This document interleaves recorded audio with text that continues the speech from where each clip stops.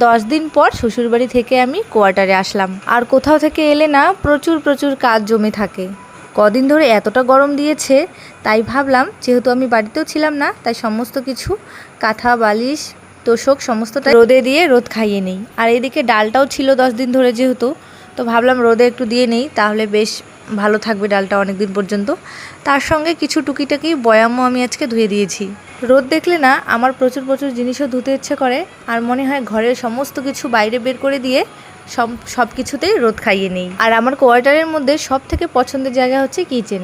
তো কিচেনটা আজকে ভেবেছি ডিপ ক্লিন করব। তবে ছেলের জন্য সব কিছুই আমার অনেকটাই সময় লাগবে। এই যে ওনাকে সকাল সকাল ব্রাশ করে দিচ্ছি, আর উনি কিছুতেই ব্রাশ করবে না। এই হয়েছে আমার জ্বালা। অনেক যুদ্ধ করে তারপর ওকে আমার ব্রাশ করাতে হয়। তারপর ওকে অনেক বুঝিয়ে সুঝিয়ে ব্রাশটা করাতে পেরেছি, এবং তারপর সকালবেলার ওর ব্রেকফাস্টটা খাইয়ে দেওয়ার পর আমি কিচেনটা ডিপ ক্লিন করতে যাব। এই দিকে দেখো সকালবেলা বাচ্চারা উঠে মাকে ছাড়তেই চায় না।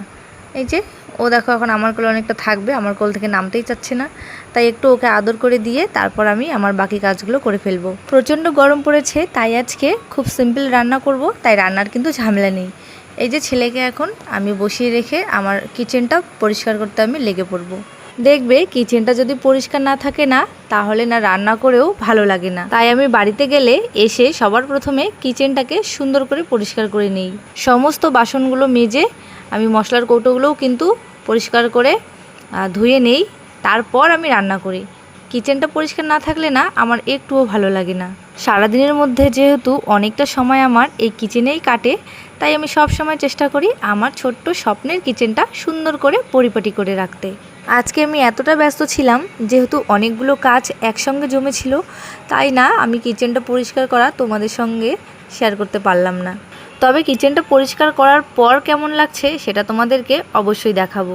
দেখো, ঘর ছোট হোক বা বড়, জিনিসপত্র বেশি থাক বা কম, সেটুকুই যদি তুমি টিপটপ করে গুছিয়ে রাখো না, তাহলে সেই ঘরটাতে গিয়েও শান্তি, সেই ঘরে কাজ করেও শান্তি, এবং সেই ঘরটাকে বারবার করে দেখে থাকতে ইচ্ছে করে। রান্নাঘর তো আমার পরিষ্কার হয়ে গেছে, তবে বাইরেটাও ভাবছি আজকে জল দিয়ে পুরোটা ধুয়ে দেবো। আর সবশেষে ঘরগুলো মুছবো। এই যে দেখতে পাচ্ছ পাপা আমার পেছনে পেছনে ঘুরছে, তাই ঘরগুলো আগে মুছলাম না, যদি আবার ও পিছলে পড়ে যায় সেই ভয়ে।